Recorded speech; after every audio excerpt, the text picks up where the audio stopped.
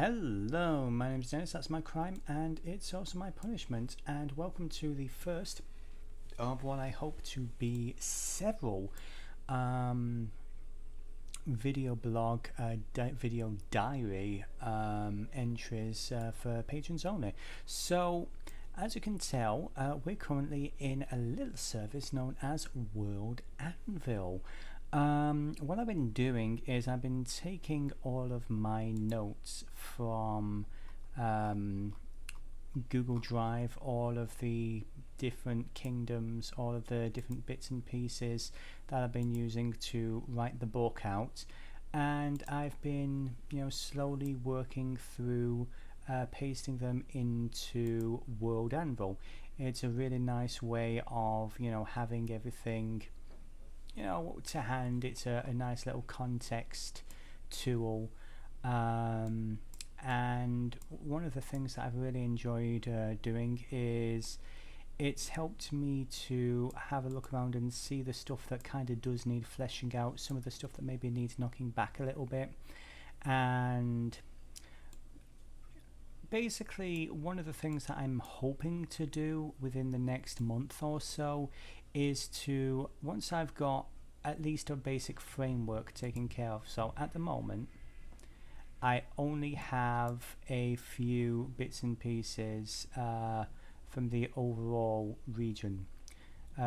This is what I want the final book to be, all 10-ish kingdoms of the coalition. We'll have Lilith, Argyros, Oriana, Brion, Duil, Ihan, Hammond, Baldric, Lambert, Fiera, and this one. Yes, this is a mysterious unnamed kingdom. Ooh, mysterious.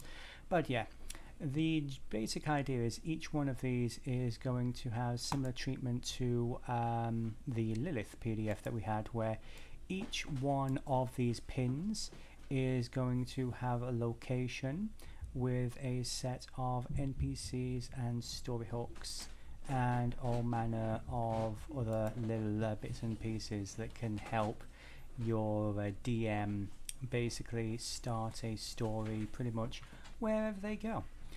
So one of the things that I wanted to highlight is a particular thing that I've been working on over here in the Kingdom of Oriana.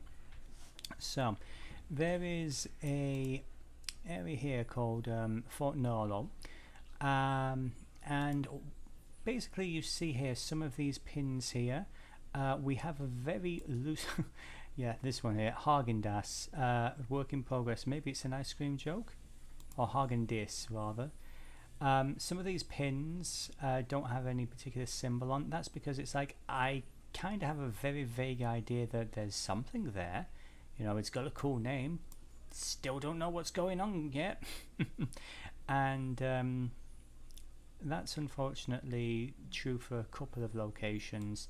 However, one of those pins that I was filling in, this one here, Little Fort Norlo, out towards the edge of this particular kingdom. Not that important, not that much going on, except it kind of expanded into a miniature adventure in and of itself. And I just want to quickly go through some of the stuff that's going on with this particular area. You see just over here with the base artwork here, there is another location here. That's actually over here in let's just zoom in here, in the Kingdom of Argyros, which is still being developed. It's called Abuis Abbey.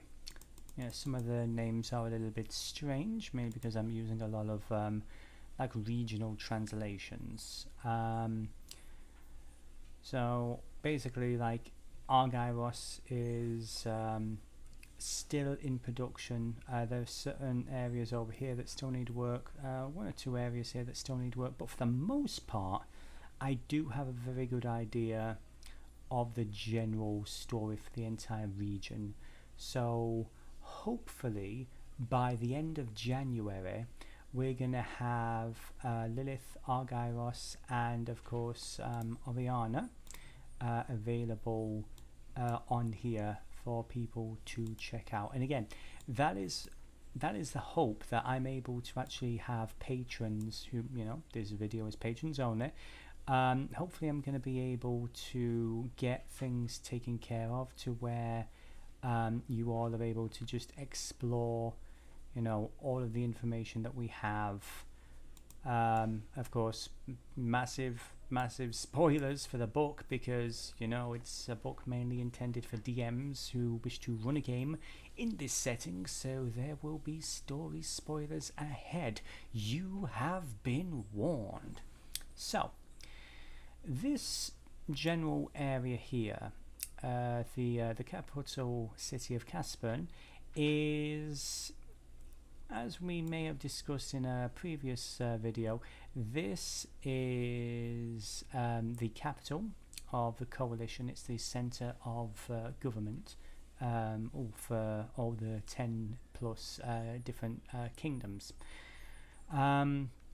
Nearby, this particular marshland is home to a group of rather unpleasant individuals, a group of hags, and they are currently working on destabilizing this particular area here, Fort Norlo and Abuis Abbey.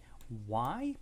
Let's find out. So initially, what I was doing is I just start with a basic, you know, as you can see over here, this one that's still not been finished. We've got the city of Veneto, lying on the Venle River. The city of Veneto is a bustling metropolis and one of the largest cities in the kingdom. Absolutely nothing to work with yet. I'm sure I'll be able to come up with a really interesting story later. However, the pin here says an old fort run by a bandit group masquerading as independent mercenaries named the Diamond Blade. They're currently engaged in a long hostile rivalry with the neighbouring Abuis Abbey across the river Volga.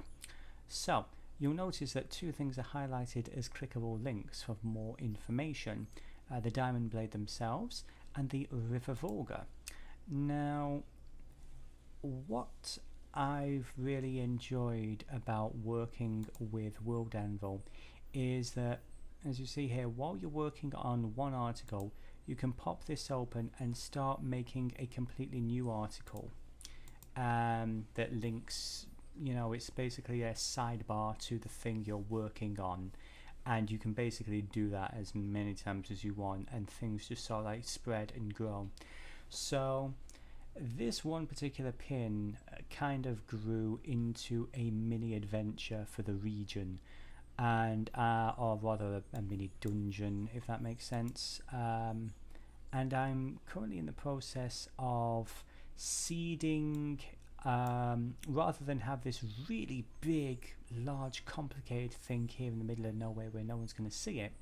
I'm now working on different points around here, and also some other ones that are going to be here in Argyros that basically point to this direction, so that no matter where you are, whenever you get within a certain radius, there is probably going to be some reason for you to eventually go to one of these two locations, and then you basically get involved in this particular mini scenario. So let's just head back over here and let's take a look at the pin. So let's just click it here. Oh, and it's actually going to pop out the Diamond Blade thing. So I kind of, in fact, let's not do that.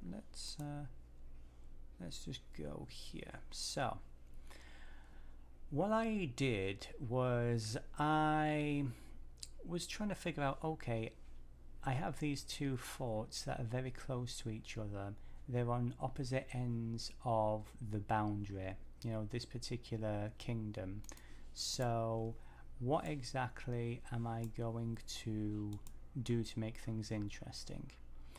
And so I basically came up with the idea that both of these forts are they're not actually operated by the the guard of the kingdom. These aren't the Knights of Oriana or the Knights of Argyros. These are two independent hostile factions that don't like each other very much, and there's this growing tension between the two groups. And so I basically had a third faction, a group of hags involved in that. But let's just go through this. There are two ancient sylvan ruins that are within a stone's throw of each other across the river Volga, connecting the capital of Caspian with the Covenant Mountains to the northeast. One on the southern edge of the kingdom of Argyros is an old church named Abuis Abbey, controlled by the Church of the Green Flame. And one in the kingdom of Oriana is named Fort Nolo, run by the Diamond Blade. The two entrenched factions have had a long-standing dislike of each other, but in recent weeks the dislike has evolved into hate, with deaths on either side being blamed on the other. There's a trio of green hags from the marshes to the south named the Trickleweep Coven, who are working to build up the tensions between the two forts in order to destabilize them and take over the region for themselves. Hags are served by a small tribe of lizard folk, and there's a couple of things going on there. Basically, a little bit of plot that's still technically, the MacGuffin is still technically being ironed out, but the long and the short of it is there is some kind of ancient giant artifact, something well over 10,000 years old, something powerful and something from the esoteric world, which the hags are very keen on acquiring for themselves. What is the esoteric world? That is something we will get to in a later video. For the time being, just suffice it to say that in one of these two locations there is something very cool. So I started off with the Diamond Blade. I was playing around with a couple of NPC ideas, and it kind of got away from me a little. I ended up making 11 named NPCs, each with their own relationship to other members of the group. This one kind of got away from me a little bit, and because I had already put this amount of work into one faction, I'm like, well, guess I gotta do it for the other, and thus the Church of the Green Flame was made, which is basically a cult in all but name, that is devoted to uncovering secrets of the esoteric. So yeah, you can see here that I started writing even more text for each of these characters as opposed to some of these, so I actually do need to go back and beef some of these up, do a bit of rewrites and all that. And very briefly, because I've not got that much done yet, this is where things are with the Trickleweep Coven, the three unpleasant hags, known as, I actually had their names. Oh, there we go. Pythonica, Opal, and Erenor. There we go. But yeah, this is basically a run through of what the this is what we actually opened earlier. There we go. But yeah, I've already started linking some of the sections from previously fleshed out areas.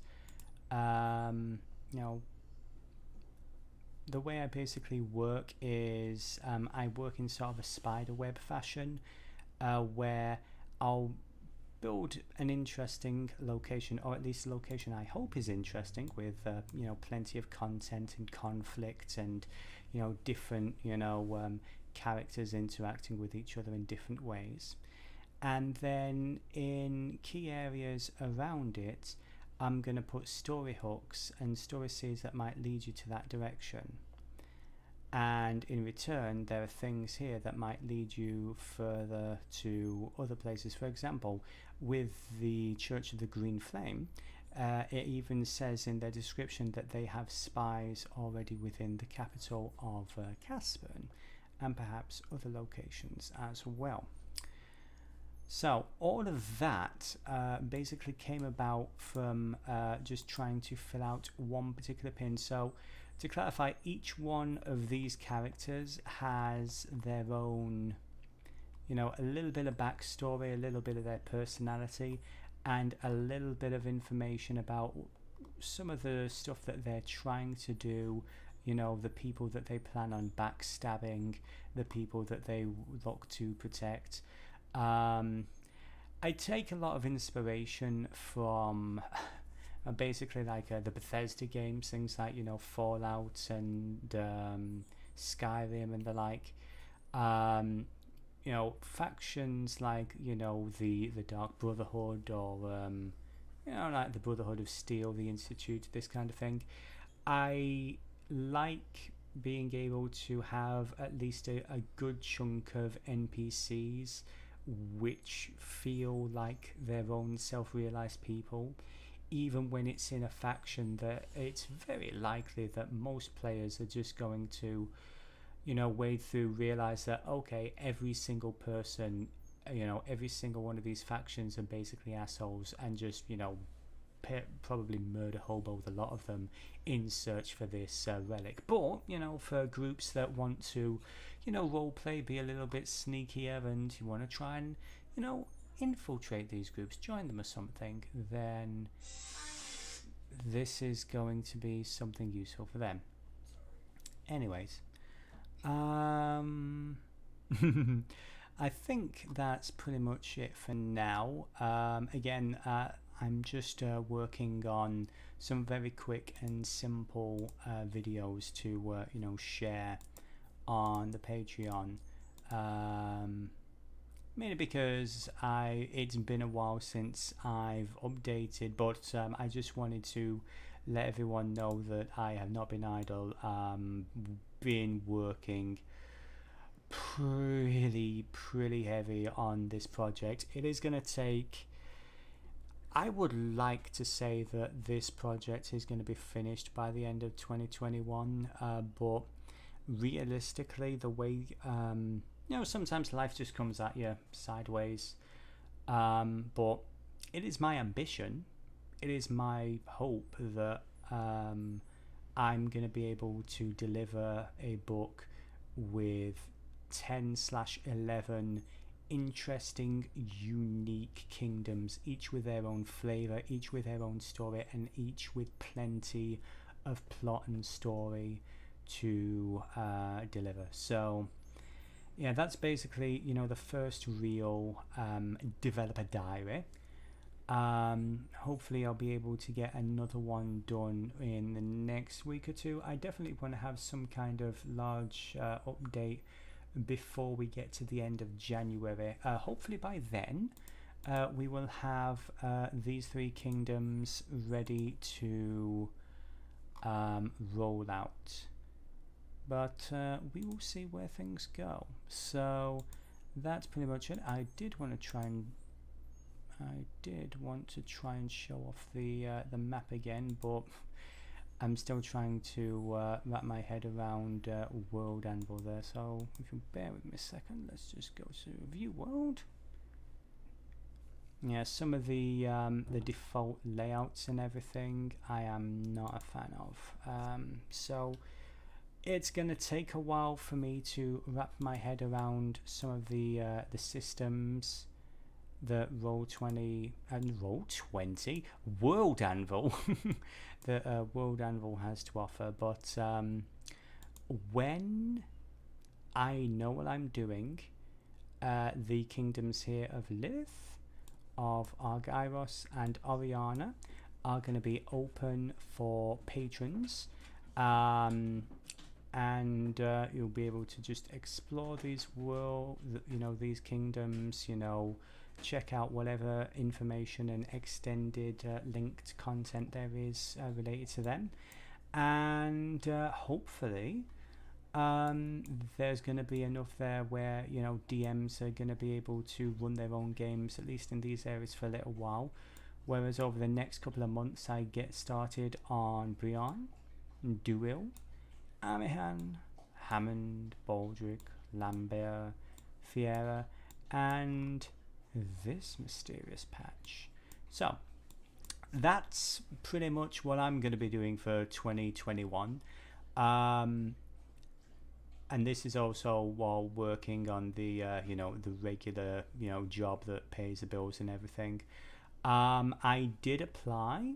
For those of you who follow me on the Instagram, Dennis Illustration, I did throw my hat into the ring for the Patreon creators thing. It's like an extra $10,000. I did not expect to get it, of course, but that contest kind of helped light a fire under my ass and help me get back to work on this particular project. So every single penny from you guys really is helping. This is what I want to be doing full time. I want to be able to bring interesting content and help you guys tell interesting stories with your players. So that's pretty much that. Thank you all for watching, and thank you for your support, and I will chat to you again in a week or two. Ta-ta for now.